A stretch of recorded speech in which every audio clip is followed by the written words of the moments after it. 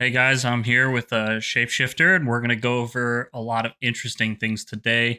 Talk about the debate that we were both on and kind of our opinions about that and how that went, and then kind of go into ShapeShifter's story and talk about, how they found transitioning, how she found that, and then went through her whole transition to then come back around to detransitioning and what lessons that she learned along the way and what life lessons that she'd be able to give to some people that are dealing with this now and maybe be able to enlighten some people on some of the routes that they go through.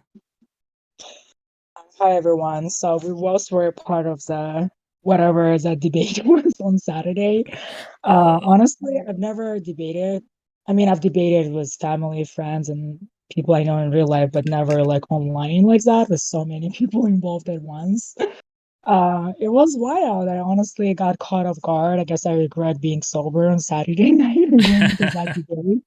I feel like I should have just been having fun. I mean, in that initially I hated it. I was like shook. I was like, what the hell was that? Like people were just getting very personal and yelling insults. I don't know. But then I thought it was entertaining. And when I read the reviews, not reviews, but comments, some people hated it, but some people said it was entertaining. At the end of the day, I mean, we were probably not gonna accomplish anything major. I mean, it would have been nice to have a serious discussion, but I feel like at the end of the day, it was also entertaining. I went from hating it to being okay with it. I just wish I wasn't I don't know, I'm just still a very shy person. So I kind of shut down once people were like yelling insults and all that. I don't know, I just couldn't carry on and I shut down. But now I'm just regretting that I didn't go all out like Polly and Alex did and just go really all in and say what I really thought about certain things. And Yep. when people ask what is a woman, I really held back. I wanted to say that there is no woman on this panel. And I don't think Polly has a surgery, but I feel like I don't think she did. And at that point, I feel like I'm the closest to what woman would be because I anatomically had the bottom surgery. But even that, I realized that didn't make me a woman.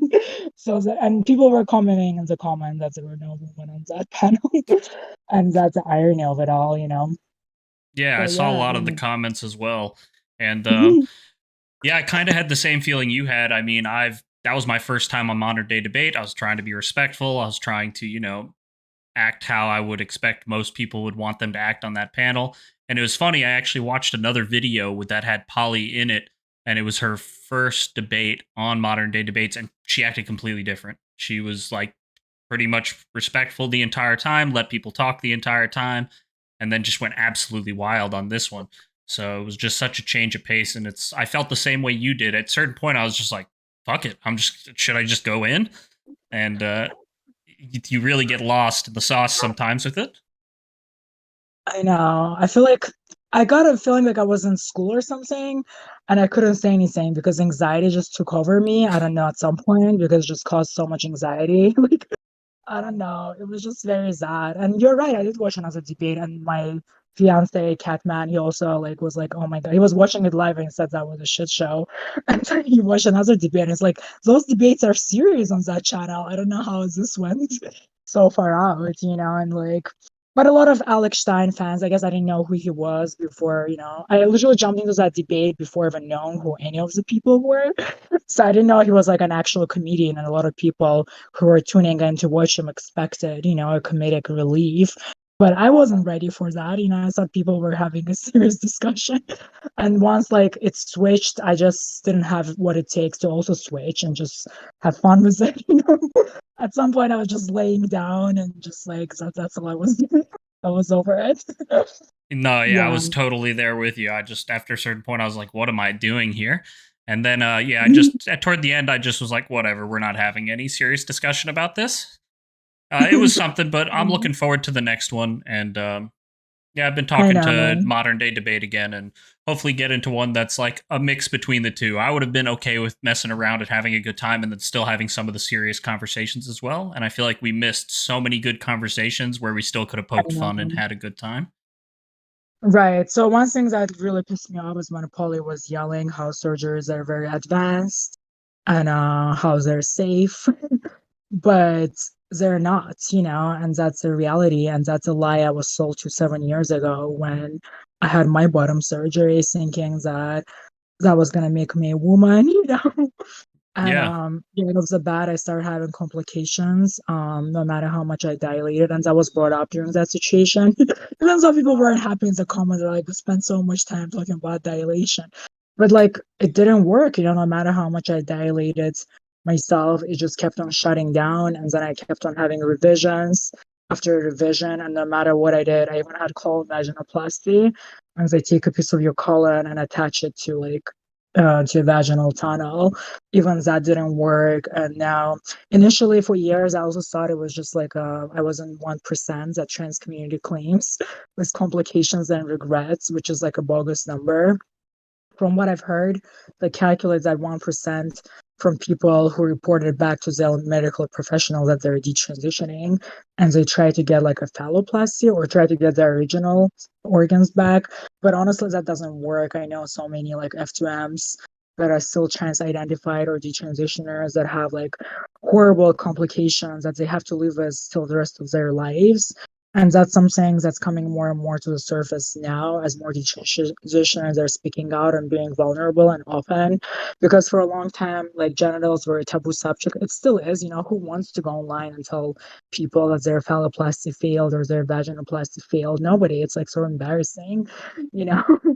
And I guess and through this whole process, I was still like trying to be trans and trying to like raise awareness. That's sort of like what happened to me. 4 years ago, I posted a video talking about my bad surgeries.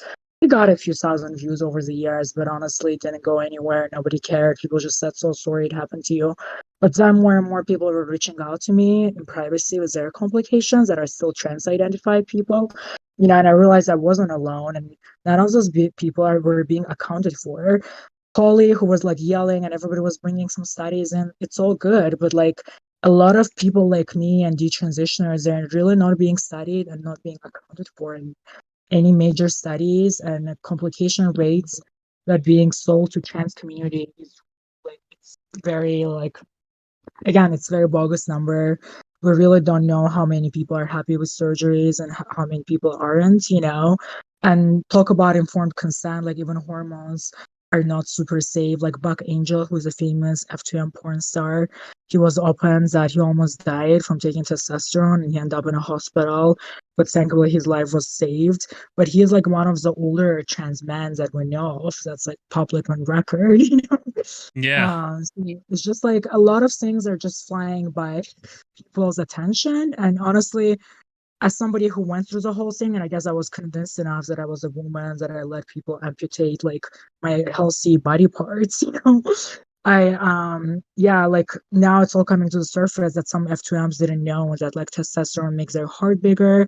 It apparently changes your throat. So I was just like people were tweeting at me, some people who works in intensive care units and like in emergency units, that sometimes when F2Ms are hospitalized because of some other accidents, because they look like male, they'll use male tubes on them and it will like damage their throat or like things like that, things that are not really nobody knew about.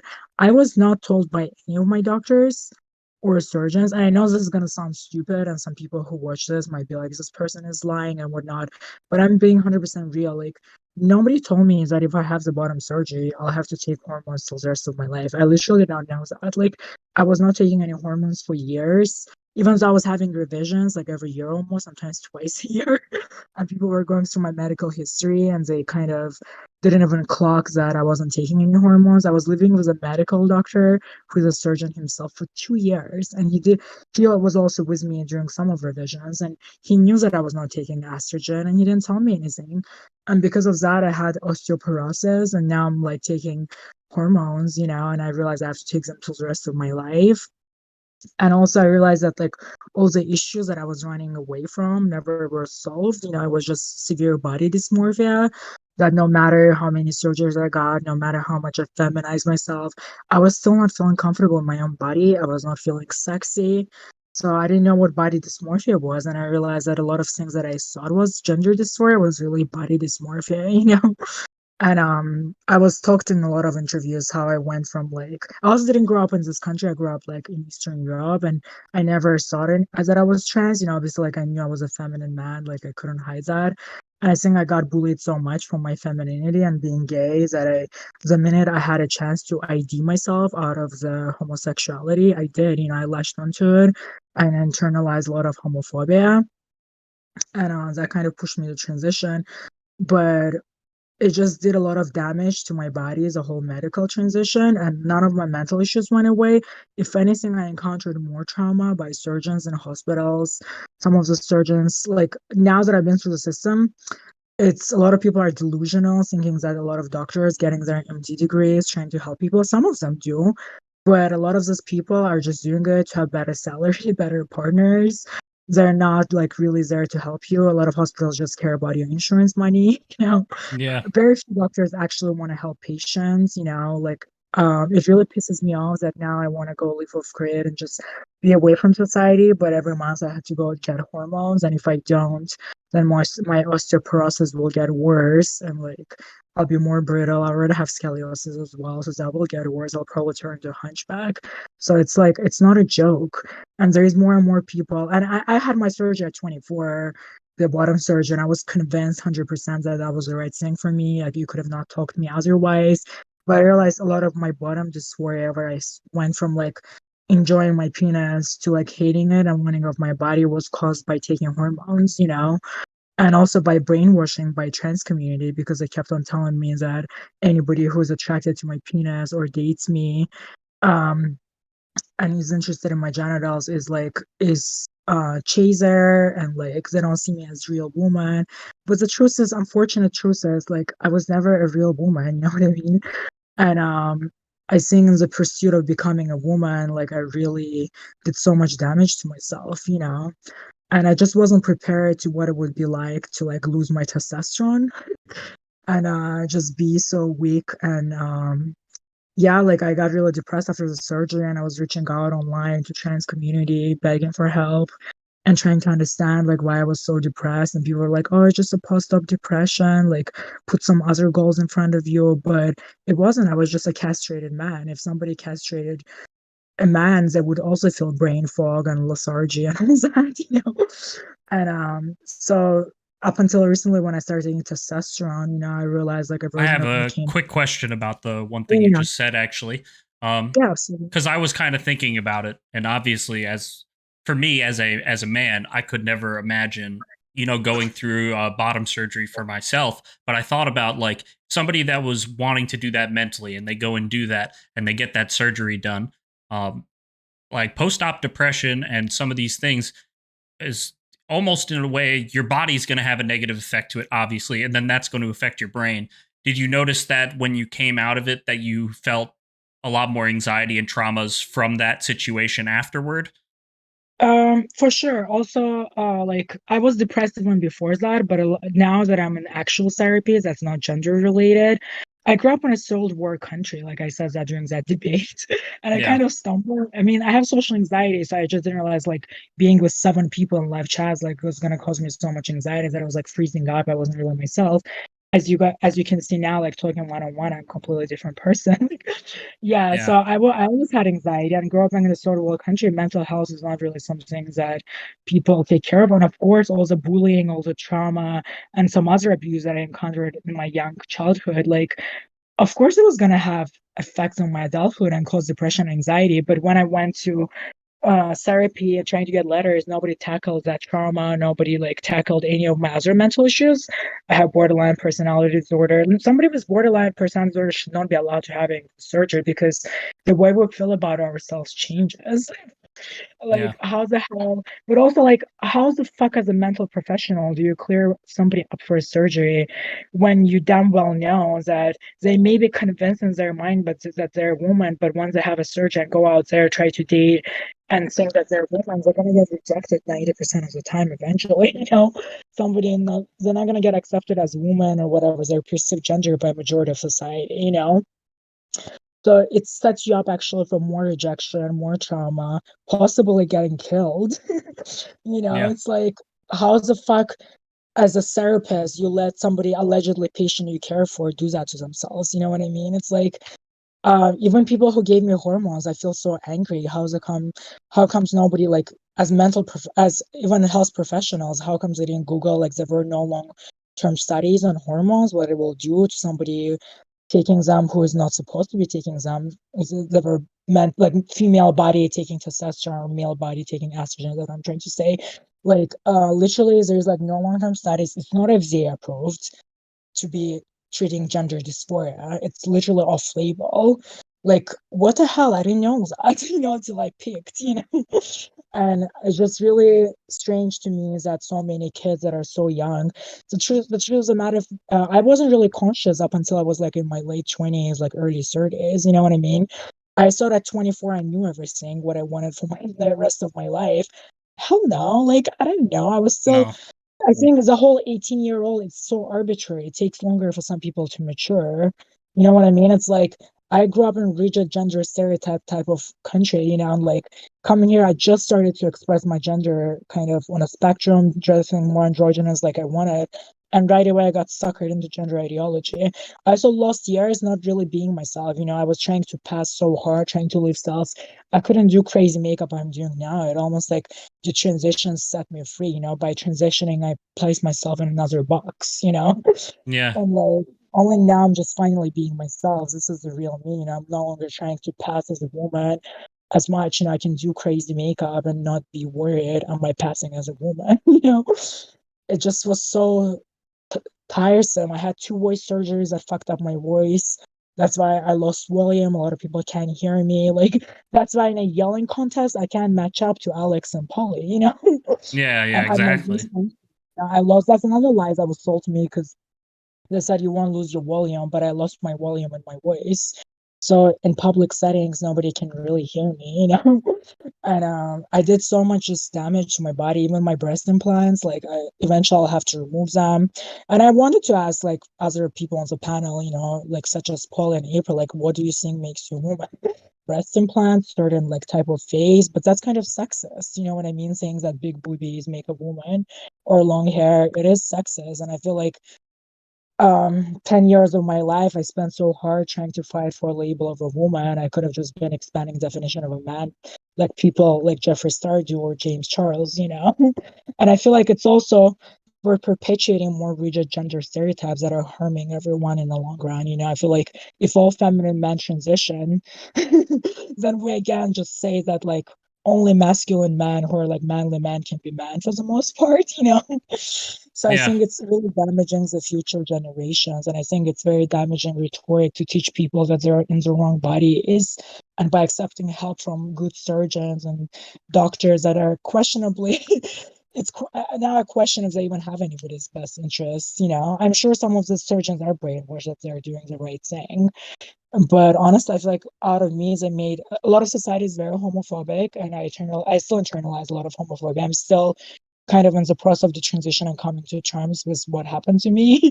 I'm still like processing everything, but there's a lot of homophobia, and I feel like a lot of parents much rather have a trans kid. And when I realized I was trans, I was so excited. I was like, finally, I'm not gay, you know, because I hated it so much being gay. Because I realized that like there's so much like negative things attached to being gay, you know, due to AIDS epidemic and all that, you know. So it's almost like you're packaging yourself as trans is way better, you know? Yeah, yeah. It's for me, the when I look at it, I kind of agree with you. The science we have is just nowhere near far enough along to be able to, do things like this to people. And they look at it and they talk about, bottom surgeries and other types of surgeries like that. And I mean, even with just breast implants, the amount of complications that can come from that for just a regular woman, just from getting pregnant and, having issues with breast milk, having possible infections from that, the amount of issues you can get just from something as simple as that is already so high. And for you not to be told, the actual dangers of the surgery really shows the negligence of the system as it is right now. And it is such a Yep. new thing. Um, yeah, so I'm Also, curious, like, study. how do you look at the whole situation with hormones and HRT to minors? I'm assuming you're completely against that. I'm completely against it after what happened to me. I just feel like we need a stricter definition of what is trans. People shouldn't be so easily IDing themselves into trans identity and umbrella. I feel like because a lot of research has been hitting away, like that's been done earlier because it was labeled as transphobic. And on Polish word, everything is transphobic.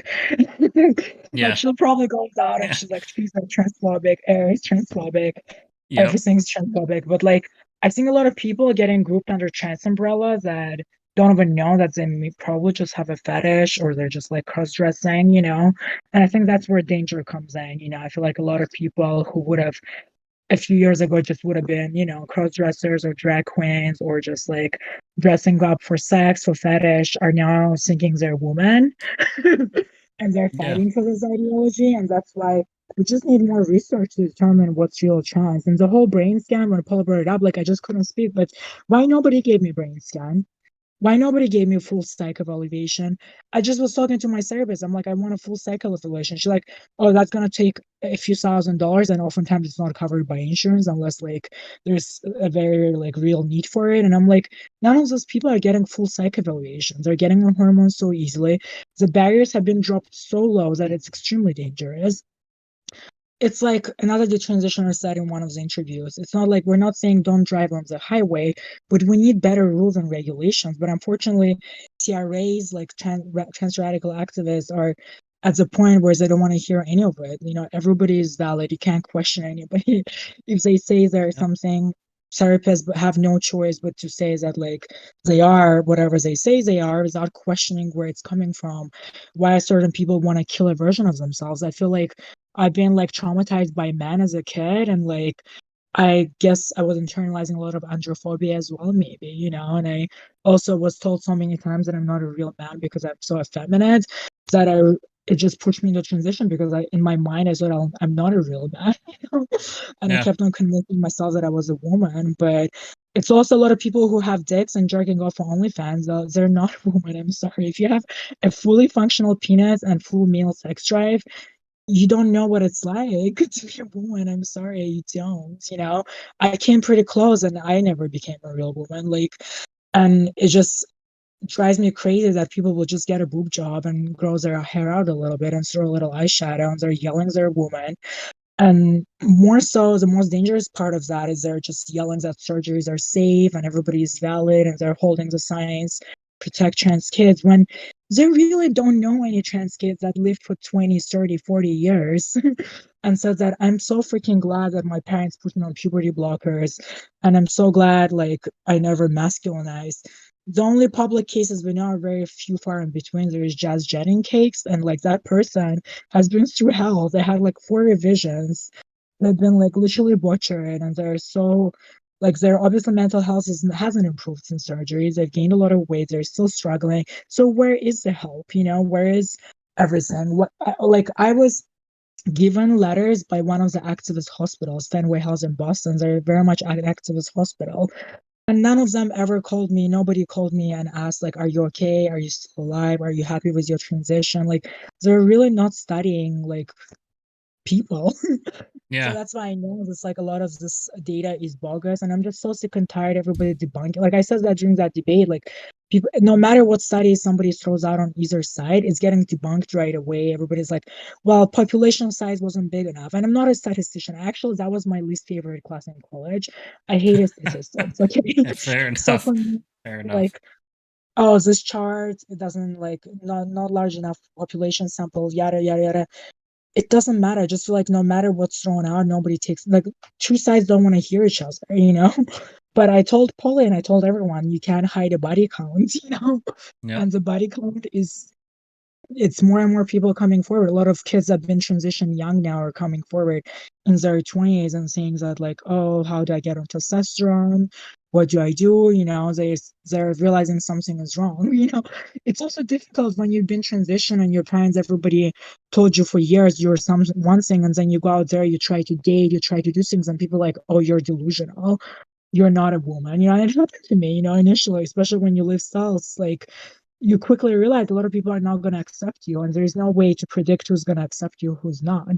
So, and Yeah. it turned into when they talk about like high murder rate, it's probably because people get brainwashed that there's something that they're not, and they pretty much die for ideology, I guess. I Yeah. was a foot soldier for ideology as well, and I put myself in so much headache and danger just convinced that I was a woman and I'm not. And it's like it's not a good way to do things. I just feel like people need to accept that some men are feminine, and that when Polly was yelling, trans people existed for years. No, they didn't. Eunuchs have existed and feminine men has existed, gender non-conforming people have existed, but transing and hormones, that's an entirely new thing. And we Yep. are also missing data because a lot of those people transitioned as sex workers. So they've been killed or they went into the shadows or they died from like hormones and we don't even know.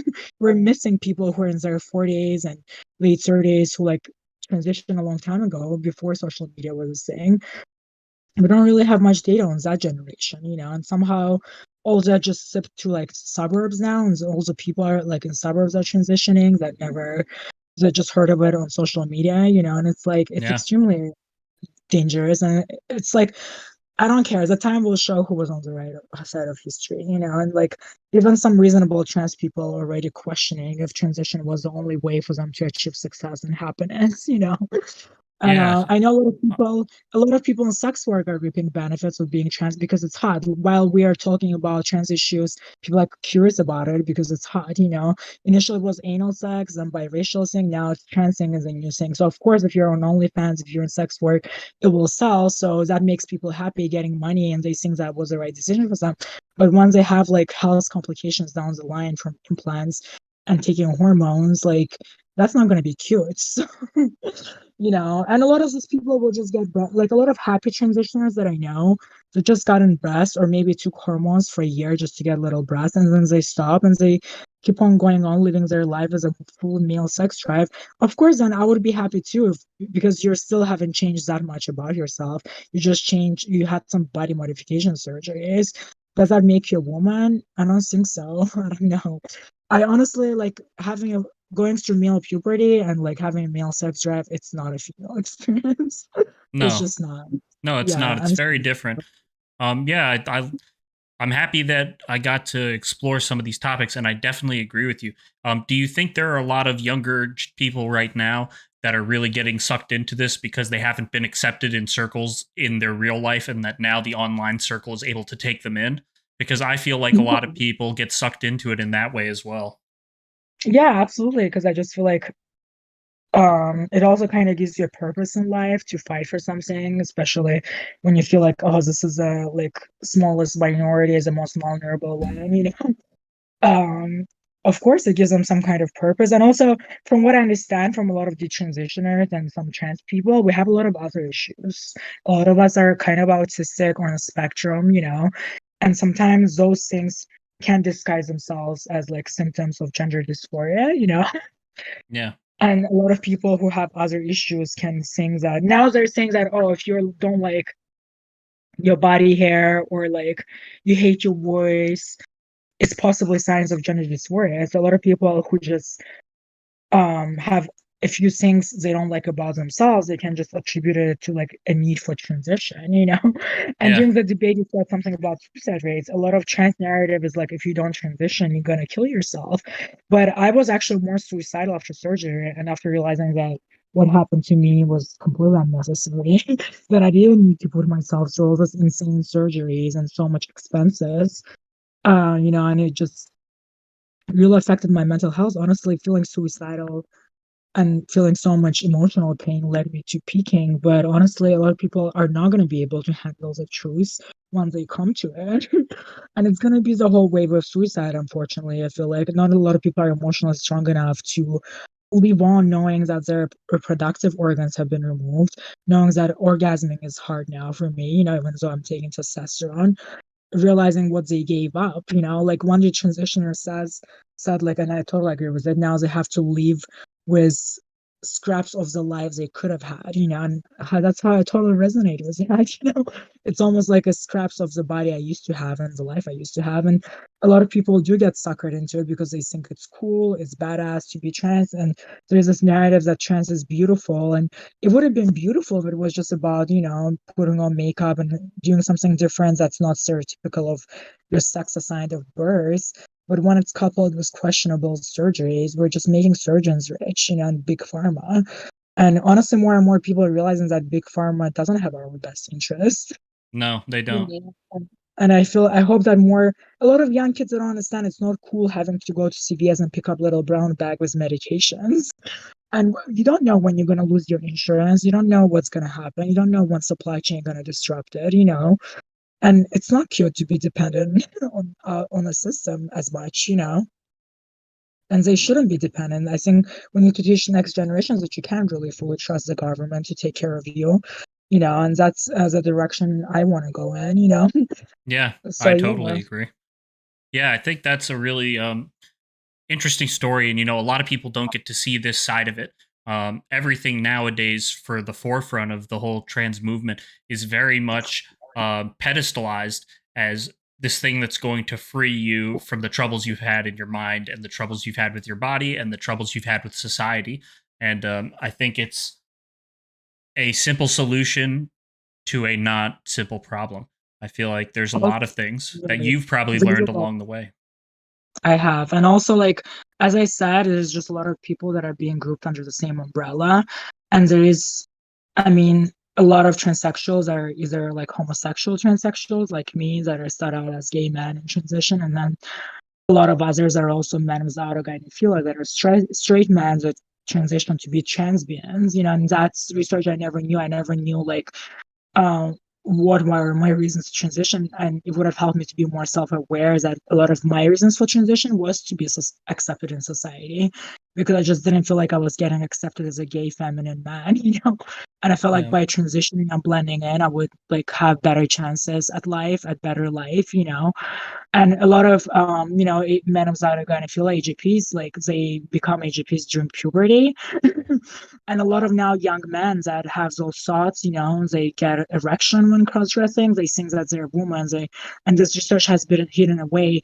I wonder how many of them would not transition had they just been told that you just have a fetish and that's okay, because it's not a dangerous fetish. Like, you're not Yeah. like molesting children or anything. You're just attracted to a female version of yourself, and cross-dressing gives you boner, but trans community is like, oh, gender euphoria.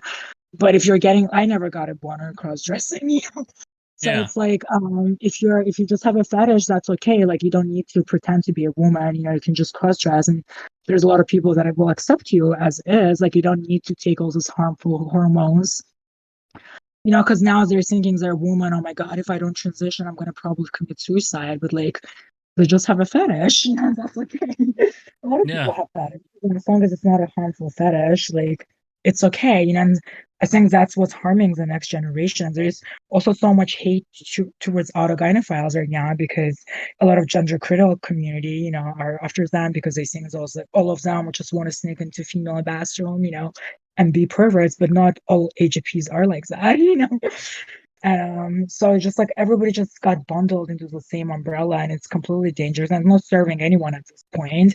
And that's why I tweeted, I think I know why there's so much hate, transphobia in society right now, because a lot of radical people that are just yelling that surgeries are safe, everybody's valid, is what creating all the hate. I wish, like, we just need more research. That's all it comes down to. We need better definitions. We need better healthcare, and that's what I stand for.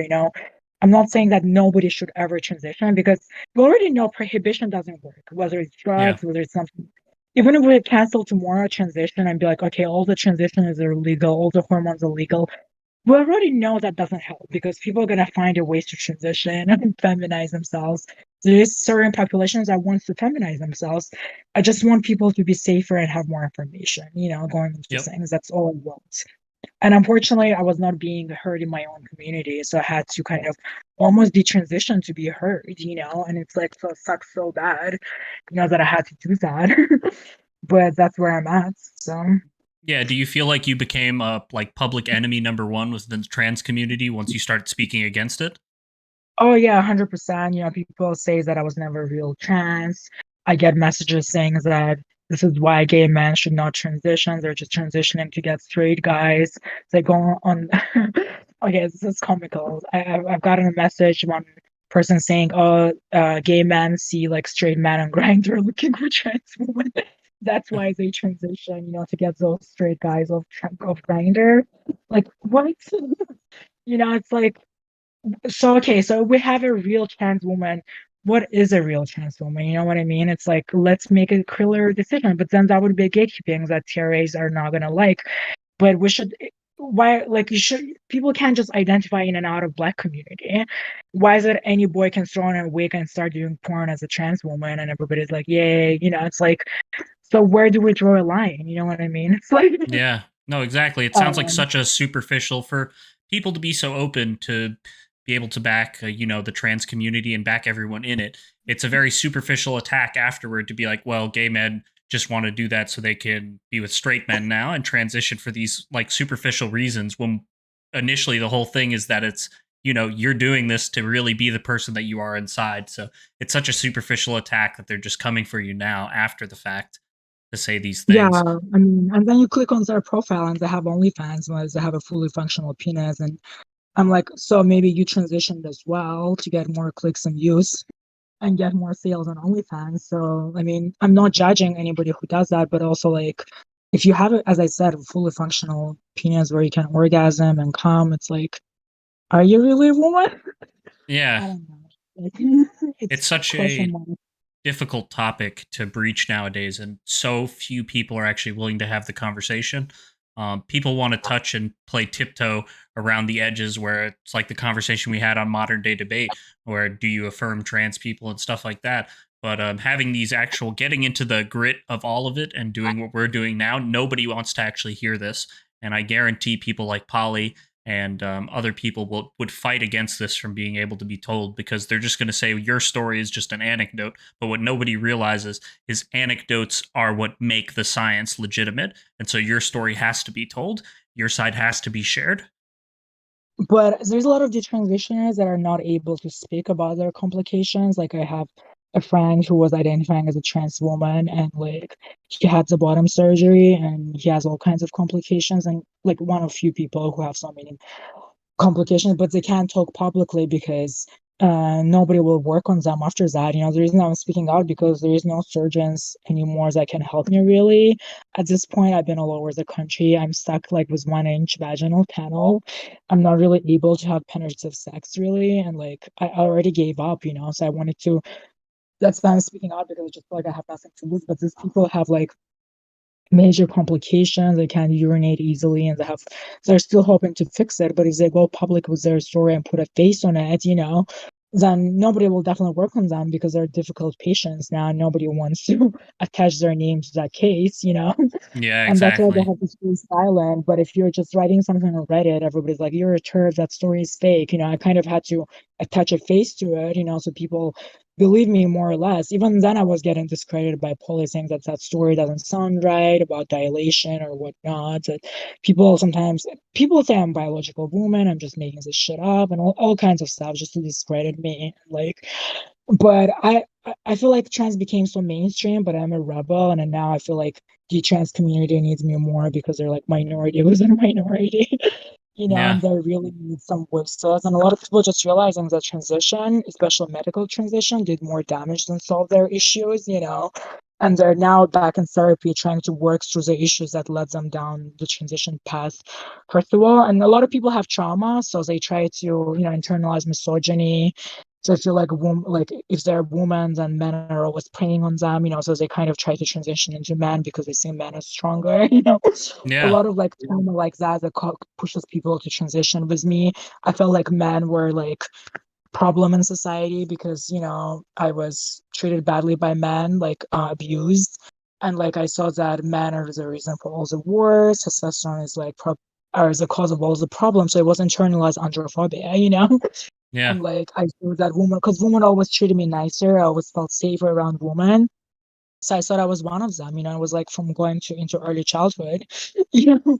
So, yeah, but again, I was never allowed to dive deeper. I was just given letters for the surgery. It was in just literally 12 visits or something, for life-changing surgeries that took away, my original blueprint. And yeah, those things never felt right. I just like it almost even though I'm attracted to men, it made me further away from men because it's my testosterone. I could understand them better because I was one of them, more or less, you know.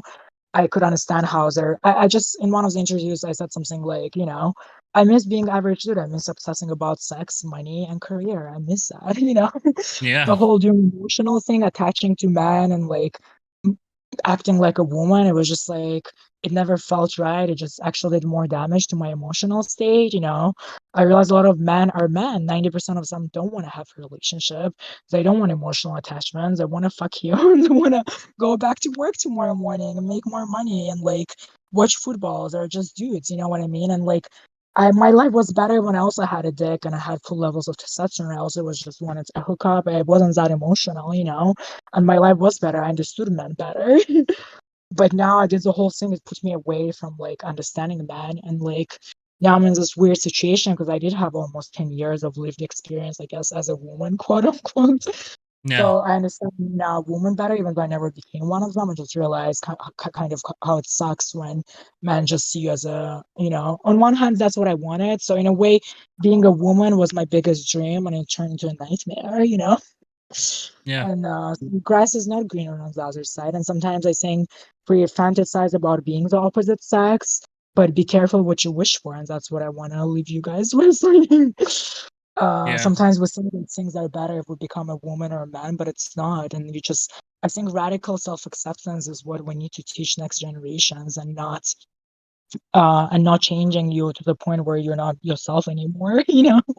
Yeah, I agree. Um, I do. Um, yeah, I I really appreciate the story that you were able to share today in a lot of aspects, and it really gives like an eye-opening experience because to come from the place that you came from an Eastern European country, you're not even from the United States, so you had a much stricter regime growing up. Like you for said, sure. a lot of people are much more conservative over on that side of the world, and they live a lot more of a conservative life. So to be able to come from that, you really experienced a different experience than most. And I hope that everyone that watches this, and I hope that everybody that's living in the United States and going through something similar right now can look to Shapeshifter. And if you have any questions, I would hope that you'd be willing to ask Shapeshifter about that. And I know you would be willing to give answers to some people that are thinking about doing these surgeries, thinking about transitioning, and maybe get some more information from somebody that's actually lived it, not just from your doctor. I Yeah, think that's the best thing you can do is talk to people that have really lived that life. yes, thank you so much for having me. And I just, in Yeah, general, I thank feel like you. I hope the whole plastic surgery trend kind of dies out. You know, I feel like it's not just affecting trans community. I think it's affecting everyone. I feel like social media is evil because I mean, it's on one hand, it helped a lot of people to make money, it helped a lot of people to get their messages out, but also some negative came with it, you know, which is like teens constantly comparing to themselves to perfect images online. I mean, it affected me as well, you know. I started Yep. comparing myself to other trans women in the beginning of my transition, and I didn't feel pretty enough or feminine enough, and I kept on wanting to modify my body to attain this an attainable standard sometimes, you know, and it's like people should learn that like what we're seeing online is just like 2% of like somebody's life. We don't know what's happening behind the camera, how happy or not happy those people are, you know. So I Exactly. think we need to teach people, adults and kids, to like stop comparing themselves and um try to just live their lives and try to find beauty in their timeline instead of trying to be something that they see online, you know, and that's all I have to say. Yeah, no, Thank we you. can't all be young women looking up to people like Kylie Jenner and Kim Kardashian. That's not a reasonable expectation, and we should all have reasonable expectations. Just like men, you shouldn't be. Not every man should be striving to be Hugh Hefner. Not everyone can make Playboy. That's only very few men. That's not a thing for everybody. And yeah, that's what I try to teach with my platform is that for young men to be able to be happier with the life that they can live and achieve the best things that they can achieve through the values that they curate within themselves. So that's really what Right. I try to push. It's fucking up men too because a lot of men Yep. are seeing all this like millennial money online. Everybody like is so successful financials as I feel like shit because they're like, well, I didn't achieve all that and I'm the same age, you know? Yep. So I feel like social media is really making people feel worthless and feel like they're never gonna measure up, you know, and it's like a sucky feeling to have. And that's a feeling I always carried through like through the last years, despite even no matter like I said, no matter how beautiful. I kept on making myself. I just never felt worthy of anything. I felt unsuccessful and ugly. And it's like only now I'm trying to like build myself up and trying to learn to love myself as is. And I'm not saying I'm there, but it's a journey. And I think that's everybody should try to love themselves and try to find positives and keep building themselves up from within. Yep. Yeah, no, I'm happy Mhm. to hear you say that, and that's really what the where happiness really comes Mhm. from is from within. It doesn't come from social media. Happiness doesn't come from money. It doesn't come from anything else other than the Yes, values yeah. within yourself. And so I'm happy to hear that you're at least going through that. One thing I always say to everybody is become okay with failure. You need to fail many times before you'll succeed. No one And is. And so that's the biggest thing. I think I'm overdue with success. Hey, it's always success is around the corner for you. I know you're gonna do better, and I can see that you're at least making the positive changes and taking those first steps to become happy within yourself. That's what matters. Thank you so much for having me. Yeah, You're thank awesome. And you. I hope we will end up in some other debate together. Yeah, we Some will. maybe. Yeah, for Yeah, sure. I definitely look forward to it. I'll definitely talk to you again on Twitter, and if anything comes up, or if I ever get a group together yeah. and I need another opinion, another face, I'll bring you in. And it was amazing talking to you, Shapeshifter. Thank you. Have a good day. Bye. You too. Bye. Bye.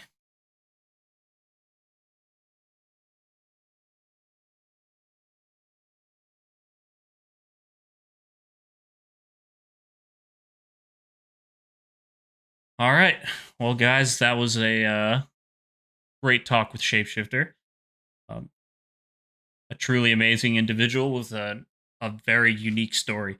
Very different from a lot of people, and I think that it can really help a lot of you. If any of you are ever struggling or going through the transition of becoming a man to a woman or becoming a woman to a man, um, definitely, if not, at least check out this video. But if you need personal advice, I would recommend going to Shapeshifter. A very smart individual who's dealt with um, things that would only, take out most people. One of the strongest individuals I've ever talked to, and I have a lot of friends um, in the military as well, and that's the type of energy that you get from Shapeshifter from talking to someone like this is someone that could have had their legs blown off and they would still be a fighter and still be pushing and still be achieving and still be trying to become the best version of themselves. But guys, thank you for joining me today. Please like the video, sub to the channel, and look forward to more